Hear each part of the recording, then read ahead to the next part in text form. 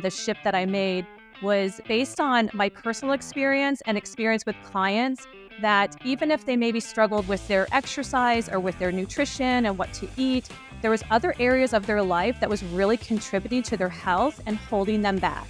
And whether it was, things with their career and stress, with kids, with relationships, they really finding themselves stuck and struggling against themselves. Right. And then all of a sudden something will usually happen or kind of halt you to make you notice it. And I think if you don't stop and listen when you get those initial nudges or indications, that's when, if you let it keep brewing, it can really, really impact your health. It's hard to maintain this, everything is going perfect all the time. And so it's kind of learning to, what I say, kind of ride the waves of health and fitness in your life. When they're really becoming aware, that's kind of the first step in so many things. It's becoming aware of the choices you're making. I always say we really want to try to, as often as possible, we want to respond versus react. And that goes from all areas in our life. Hello, and welcome to Soul Aligned CEO Podcast, the show that shares the journeys of entrepreneurs from all around the world who have started businesses and they are doing that soul aligned. I'm your host, Jenny Morey, and on today's episode, I am so excited to welcome Jennifer Penfield. She is the CEO of Jen's Fusion Fitness. She is an exercise physiologist and integrative nutrition health coach. She has over 25 years of experience, and I am so excited to learn more about your Fusion Fitness philosophy today. Welcome, Jennifer. Thank you, Jenny. I'm so excited to be here. So before we dive into your journey, I was hoping you could share a little bit about what your current offerings are.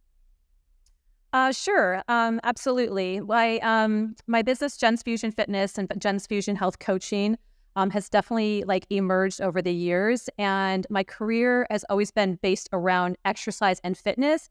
And then it's kind of rolled into a different form along the way. And so what I'm currently kind of shifting into is more comprehensive coaching. And I'll be launching my coaching program called Head Above Water in January. And I have a couple free trainings going on in December. We can get those dates out.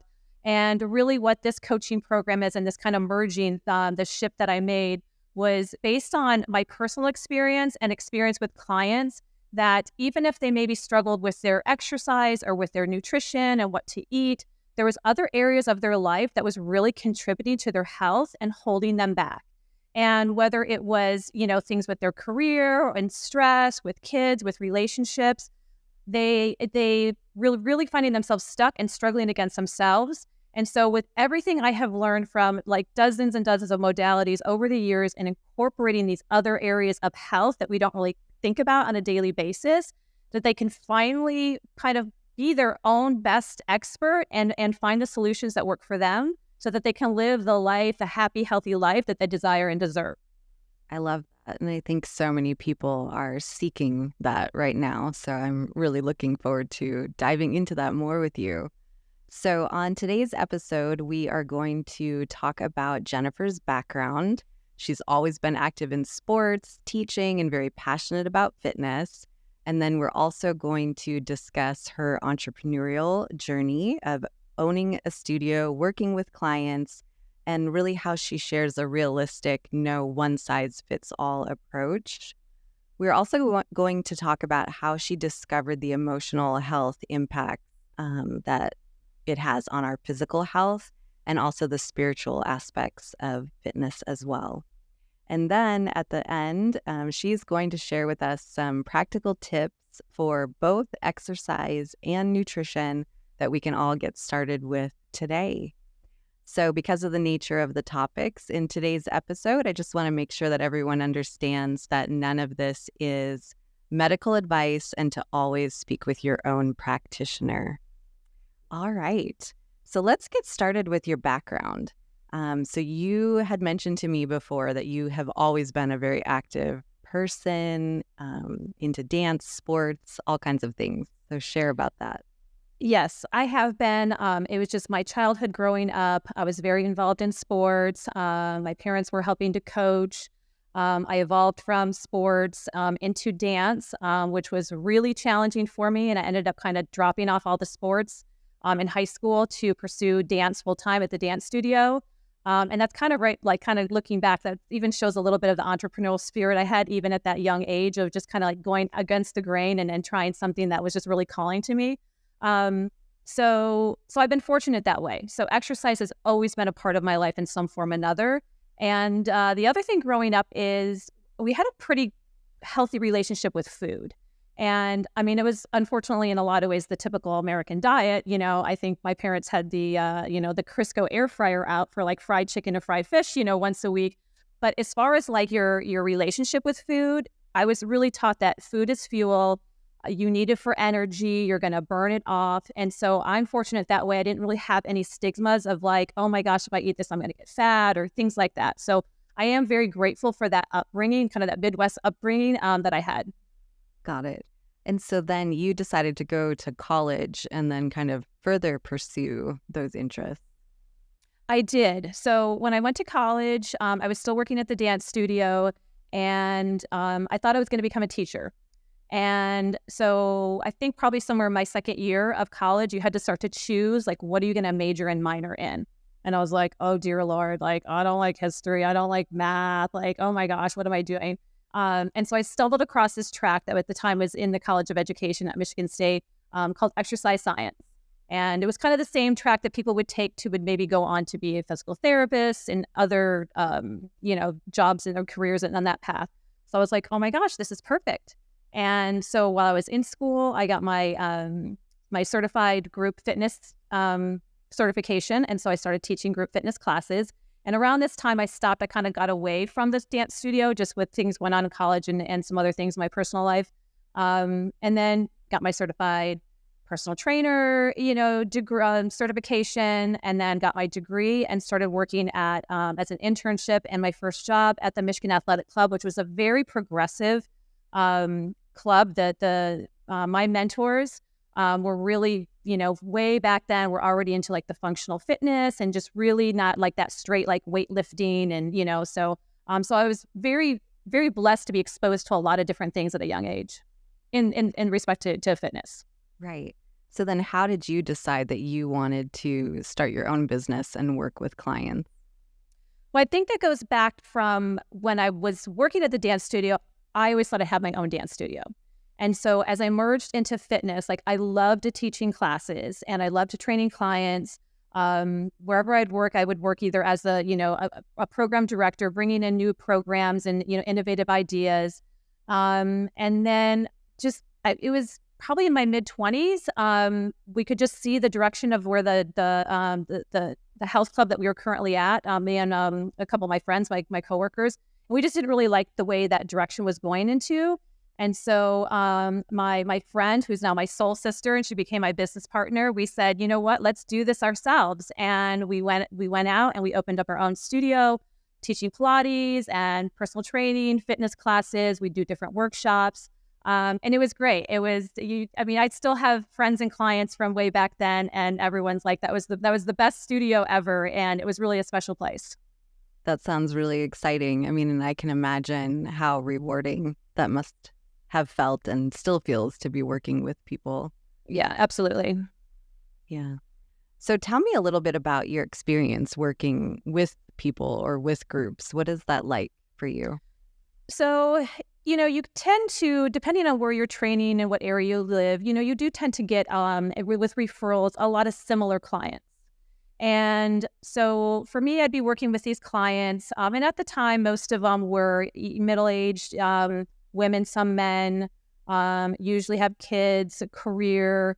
And everybody wanted to lose weight. They wanted, better muscle tone. They wanted all these things. But we kind of look at other areas of their life and it's like, well, wow, you really go out to dinner a lot, or you like to have your wine, or you're running around nonstop as the car mom. There was a lot of other things that's like, well, this really has nothing to do with what you're exercising and what you're eating. These are just other areas of your life that's maybe making it more challenging. So I would always tell my clients, tell me what you want, and then I'll tell you what you need, and we're gonna merge it together.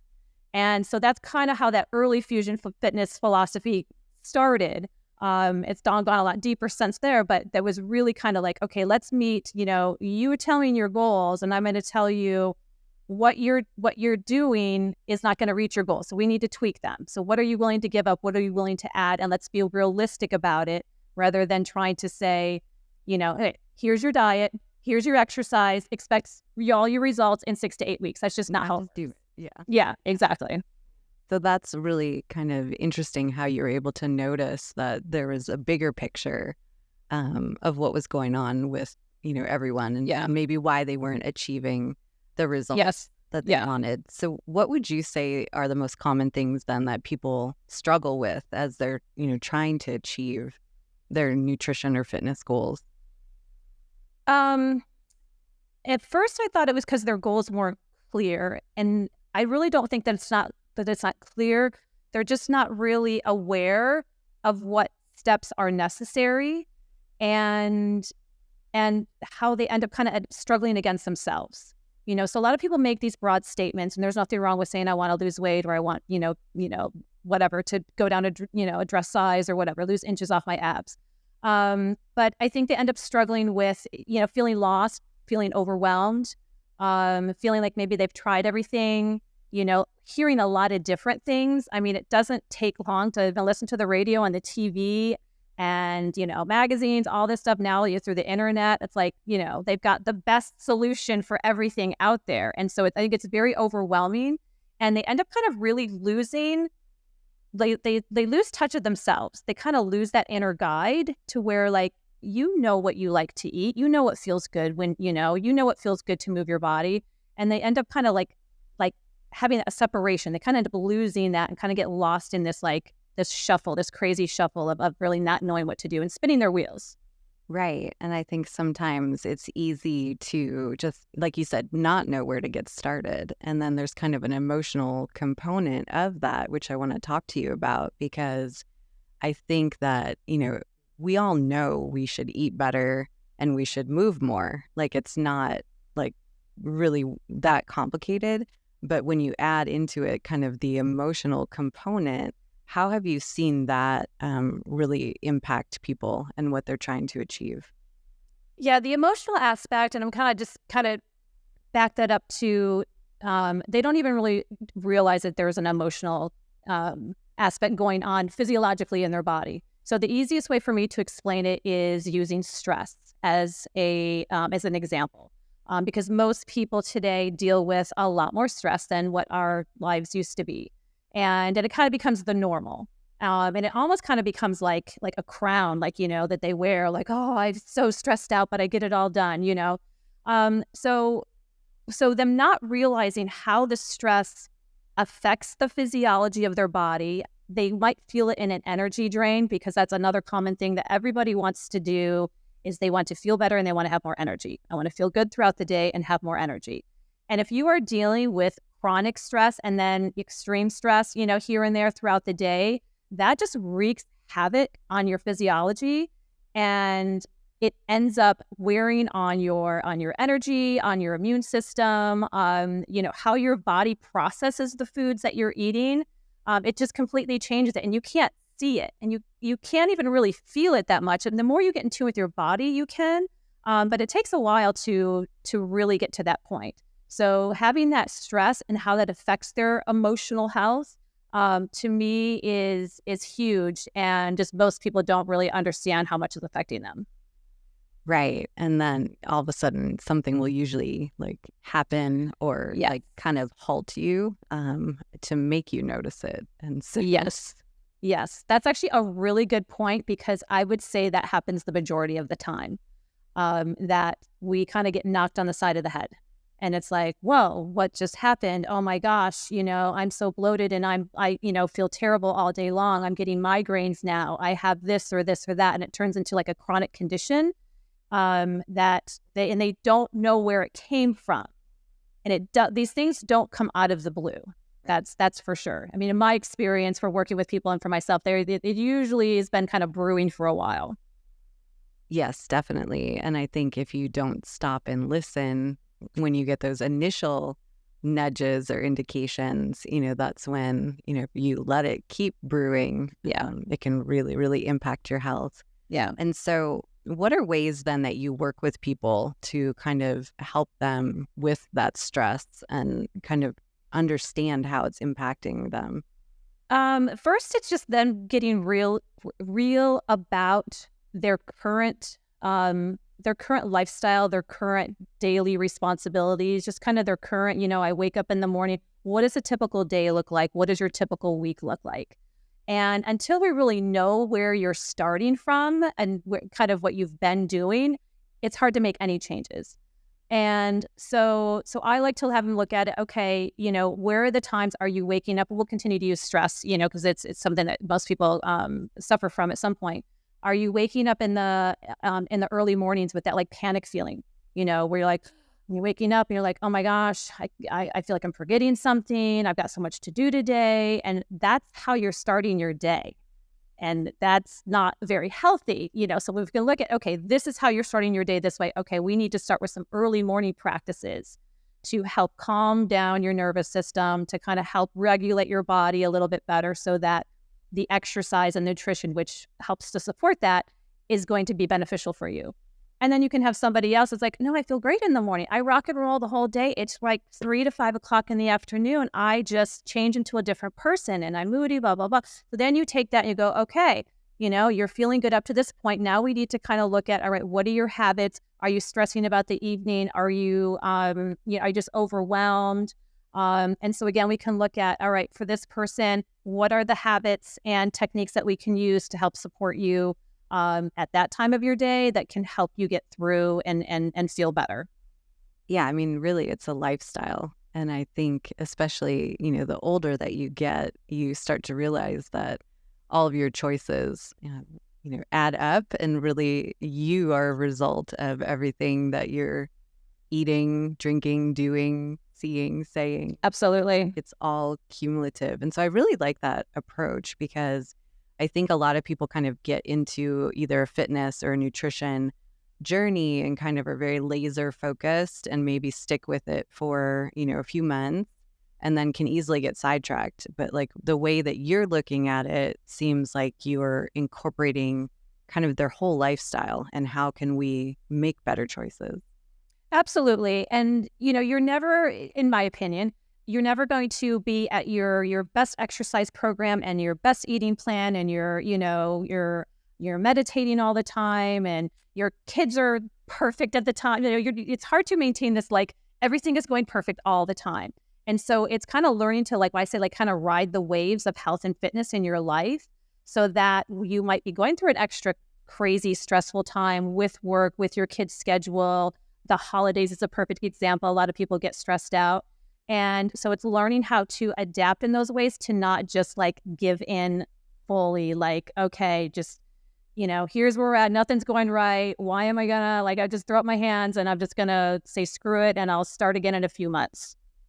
Right. I mean, it's easy to just stop and to give in to the overwhelm. And we're going to talk a little bit about some practical things that everyone can start doing. But in your opinion, so then what does someone really experience if they kind of integrate the emotional with the physical? Like, does it help them kind of succeed?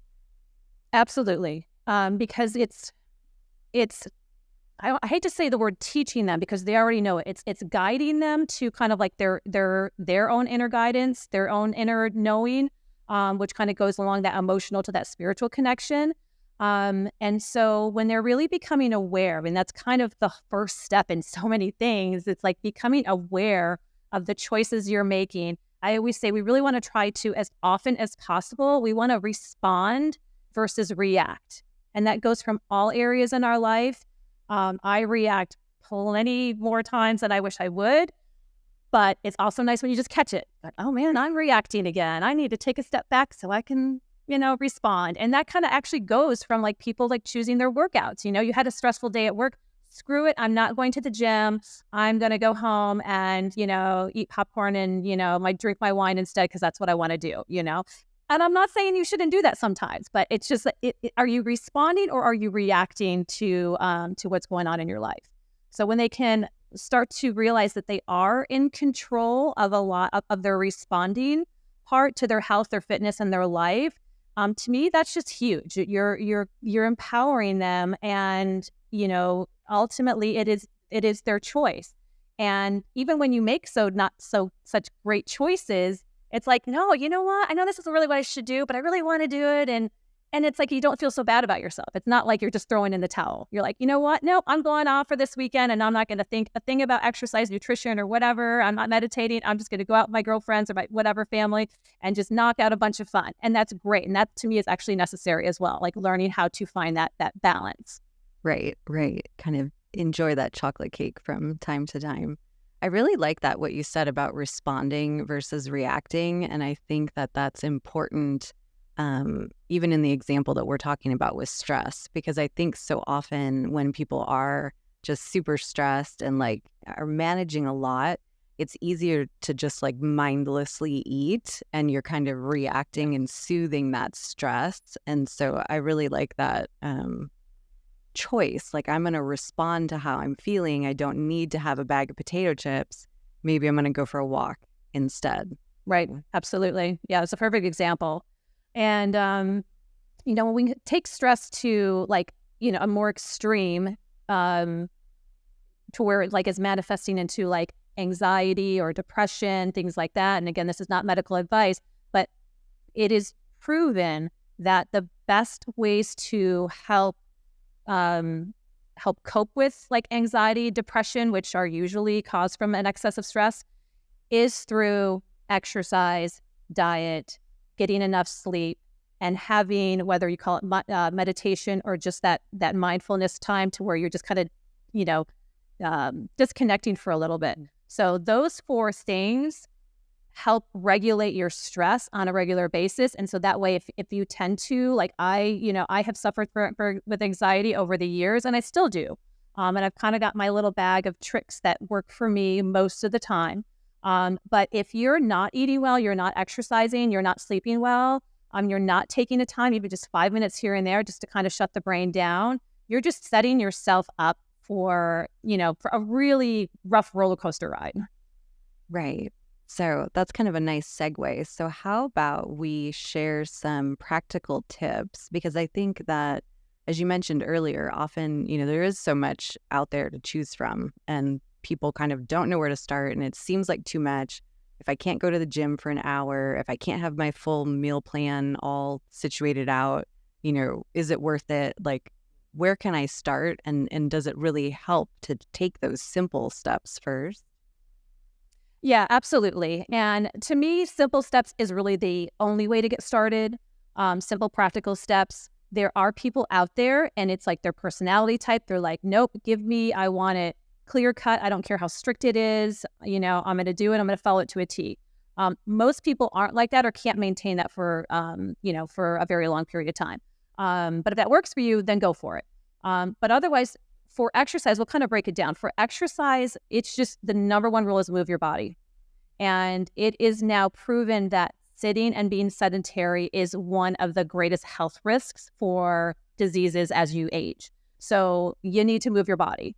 Now, where do you start? Okay, well, what are you doing right now?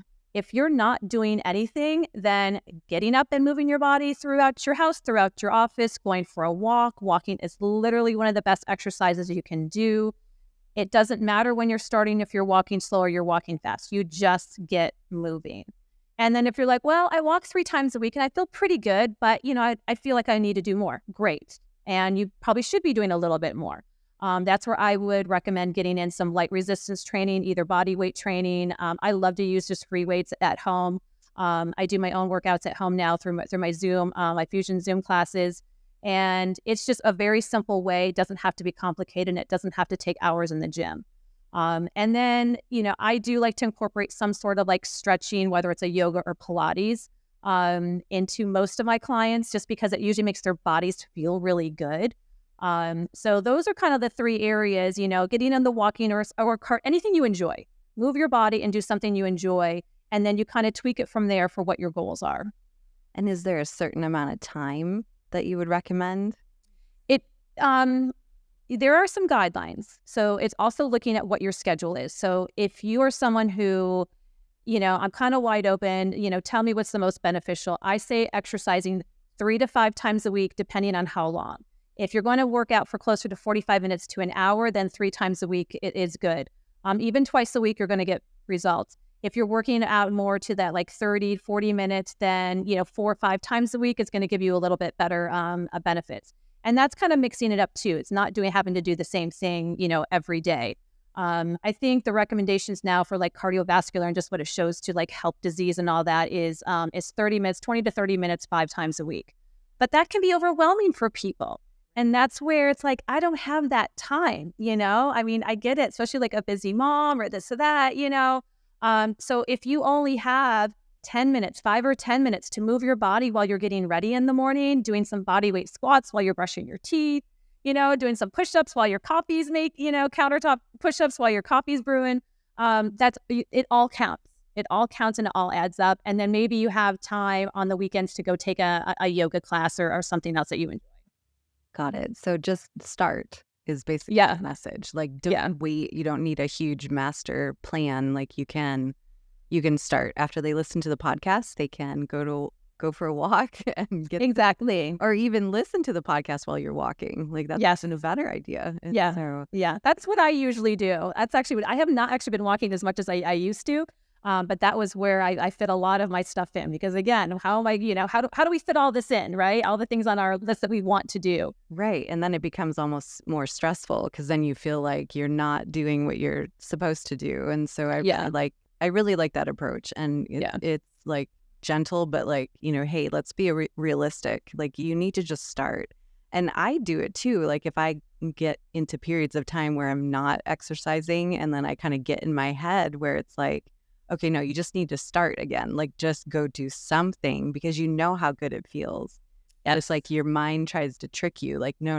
Like don't, don't go and do that. And you're like, out of all of my years, I have to say I still have one client who she continues to take my classes. There's only been one person for over 25 years that does not feel better exercising. And I say that kind of jokingly, meaning there are a couple people out there who just really don't feel good, whatever, but my point is that almost everybody feels better moving their body. Just, again, starting slow, not overdoing it too quickly, but just as a joke, I was, I'm like, hey, I use you as an example. I'm like, you're still here and you hate every minute of it, don't you? She's like, I do, but I'm here. Well, good for you. That's dedication. So that's great. So basically start somewhere, any movement is helpful, and even just think about, I like kind of the creative suggestions that you gave, like doing squats while you're brushing your teeth or push-ups while your coffee's brewing, like just park a little bit farther away when you're going to the store. All of those things add up. So let's talk a little bit about your approach to nutrition then. So I've always had a pretty practical approach and kind of like real food for real people. This doesn't need to be anything, where we're like, having to learn to make all these crazy things or, not eating real food. And we try to stay away from like packaged foods. So real food for real people. And you're really looking at a couple different things. First of all, we do need to stay away from processed foods. So if you're eating a lot of processed foods, and I mean, I have kids, so I have phases where, it's like, oh, the chips and salsa are still hanging around and there's the cookies in the cookie jar. And, I still get into them. I do.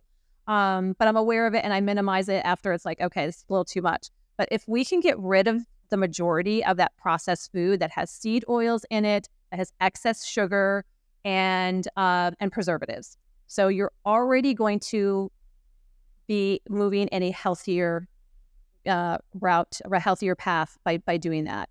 And then it comes down to, what do you like to eat? How often do you like to eat throughout the day? There's a lot of people that are not hungry in the morning. And so they kind of end up doing, a little bit of with kind of, intermittent fasting is what they call it, and there's some people who really thrive on eating a pretty solid breakfast within an hour or two of waking up. So there's really no one right way to then develop your meal plan. It's looking at what foods do you like and what foods make you feel good. I think I said this on one of my posts a little bit ago, because I'm like, there's a lot of food that we like to eat, that make us feel like crap. Right. And we know it. And like ultimately we know it. And that's kind of like getting in tune with your body again. It's like, okay, yeah, I love it when I eat it. It's not that you're feeling guilty afterwards. It's like you just physically don't feel that good. Okay. So those are the things we have to try to minimize and be like, you know what, let me just stay away from that for a little bit. You're not never giving up, anything forever, And then it's looking at one meal at a time. And, do you like vegetables? Do you do well on protein? Do you like to cook your meals? So kind of finding out all these little aspects of each person, each client, and knowing for yourself will help you be able to make an easier choices as you go along. It's like one meal at a time and one day at a time. And next thing you know, you're like, oh, wow, this isn't so hard. I started to clean up my breakfast or maybe not eating breakfast. I added in, a fruit green smoothie. I added in some extra proteins in my salad or, whatever it is. It's just these simple little steps along the way to where then you end up building your own meal plan. Right. I like that. And that's something that's manageable too. Like, hey, let's for the next week let's look at what I'm eating in the morning. Yeah. And then maybe the next week, let's now add in what are you having for lunch and then your snack. So then it doesn't have to be this like drastic, oh, I'm just, eating salad all day long, Right.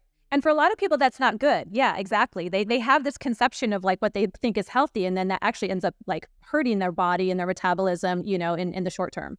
Right, right. So I love that. So thank you for sharing those tips because everyone can kind of get started today. What am I eating for dinner? What can I add to it that might be more real foods and less processed foods. So yeah, that's really great. So let's shift gears a little bit and just talk about this experience of being an entrepreneur for you. And what has that been like to really be doing work that is in your passion? So like I started with, fitness has always been a part of my life. So I have been very lucky to kind of follow this passion and path right from the beginning. It's shifted a little bit here and there, like along the way, and there's been some ups and downs. And but ultimately, for an entrepreneur getting started, like you're doing something when it truly lights you up. Like I love my job. I love doing, I love teaching classes. I love helping clients. I love coaching, and like I feel so good when I'm done. Like it's funny because talk about like something that helps reduce stress. I can be having a really stressful day. And yeah, I'm getting my own workout in, but I'm like helping somebody else, and it literally helps fill me up. So just a piece there. Make sure you are, if you're going to go the entrepreneur route, make sure you're doing something that truly fills you up, because it does get exhausting. It can be a lonely track. As I think I mentioned to you where we were getting set up, I'm like, oh, yep, where's my intern? Hello. Like I've got like a long list of things I need it done here. Intern, and for me, one of the hardest things is to stay on track and to be accountable to myself. It's easy for me to be accountable for my clients and my kids, but sometimes you're like, oh, well, it doesn't really matter if I don't do this right now. So, kind of having accountability partners I found has helped me, over the last few years, especially. But another thing with following an entrepreneurial track is not just following like, okay, your passion, what fills you up. It's, for me, I've been able to look at it, how I can merge it around my life and how my life has changed. So, I had this certain picture, in my 20s, before I was married and when I was married. And then I was able to kind of shift that around for when my kids were little. And then I was able to work, and and that's been like one of the biggest things that are important to me is I've always wanted to have my work, my career, be able to work around my kids' schedule. And they're, I never wanted to be tied to, to a desk or a job or a different health club where I can't get my kids to their, football or dance practice, and I know a lot of people go through that, and it's, and it's hard. So it doesn't make it easy. There might be periods of time where I'm maybe not working as much, or a little bit other times I don't really want to be working. But it's given me that flexibility that for me is priceless. Yeah. Yeah, I mean, it is a very challenging path, and you have been doing it for so long. And so, are there any other tips that you would maybe give someone that's kind of a newer entrepreneur in the kind of fitness or health industry? I think my biggest piece of advice is, although you are on this path to yourself, you don't have to do it all by yourself. There are so many resources out there that are free. And I still, like, I love learning. I am constantly taking classes and workshops and learning along the way, whether it's still the physical or nutrition, or if it's working with, like, a spiritual leader. So it's very important to not feel alone, even though this is your own path, that there are a lot of resources out there, and to not be afraid to ask for help. And because there is a lot of help and support out there. So let's share a little bit about what you are offering. So you talked a little bit at the beginning about some things you have coming up in December. Yes. So I'm very excited because I'm finally launching my first group coaching program. So most of the coaching I've been doing has been one-on-one. And I still do my fitness group program that I can give more information on. And I still do work with one-on-one clients who want just a personalized little, exercise program. But the group coaching program called Head Above Water, it is like my baby. It is like, this has been like, in the works for, I don't even know how many years. And I'll just tell a quick story behind the name of the program, because they're like, Head Above Water. What does that have to do with exercise and fitness, right? Yeah, I know. So when we'll say my kids were young, I was still working, working as an entrepreneur, raising my 2 kids. And, from the outside, I looked, like very healthy and had a lot of energy, very positive attitude. But I just kind of always felt like I was struggling. And I'm like, why can't I just get this done? Or why can't I just do this? And so along that, like, kind of spiritual growth I was going through, dealing and educating myself and my body on the emotional health and how that affects my physical health. There was like a moment where a little light bulb went off, and I was like, oh my God, I'm just like struggling against myself. I feel like I'm constantly being pulled 6 inches underwater, and I can't come up for just to gasp a breath of air. And that was the feeling that I had. It was just so tight in my chest. And then once I kind of realized, wait a minute, kind of everything we talked about is there's all areas of your life affect one another, and there's not one perfect. It's not like this balancing. I use the word balance a lot, but it's not like you're balancing everything perfectly all the time. The balance might be here, or it might be here at that time. And so the coaching program Head Above Water was like me putting everything in that I use, tools and techniques from mentors, classes, programs that I use to kind of put everything together so that I could be clear on my goals. I could set myself up for success for the day, for the week, for the month. Of course, there's bumps in the roads and again, learning to respond versus react a little bit more. But that's kind of how this coaching program came about. So I'm launching it in January, and I'll be having 2 free trainings in December. The dates I have them written down. I think it's December 7th and the 28th right now. I'll double check on those. Okay. So it'll be a little bit of a kind of like a preview of the coaching program, and then with some practical things with health and fitness and exercise, which is still kind of like my background or my backbone. And then I'll be doing a holiday fitness challenge through the month of December that people can jump in at any time. It's not a contest. I usually do it for 21 days. So they can check out my Instagram at Jen's Fusion Coaching and kind of stay on top and get all the details and information from there. Awesome. I was just going to ask you, where should people look to get more information? Yeah, Instagram is probably the best for right now, and then you can just reach out personally, and then I can contact you from there. Well, that's really great. So you're going to do the fitness challenge in December, and you said that people can kind of jump in. No matter when they're listening to this, they can go to your Instagram and get more information about that. And then the 2 free workshop sessions, those anyone can join also? Yes. It'll be the same thing. Follow on my Instagram. I'll give details. It will be through a Zoom. So you'll just have to say, I'm interested, register me, and then you'll be sent the link for that training. Awesome. So those are some easy things that people can take action on and get started today and really kind of experience what it's like to work with you and then find out more about your larger program that you're doing. Well, I think this is really great. I really appreciate you being here. It's such a timely conversation.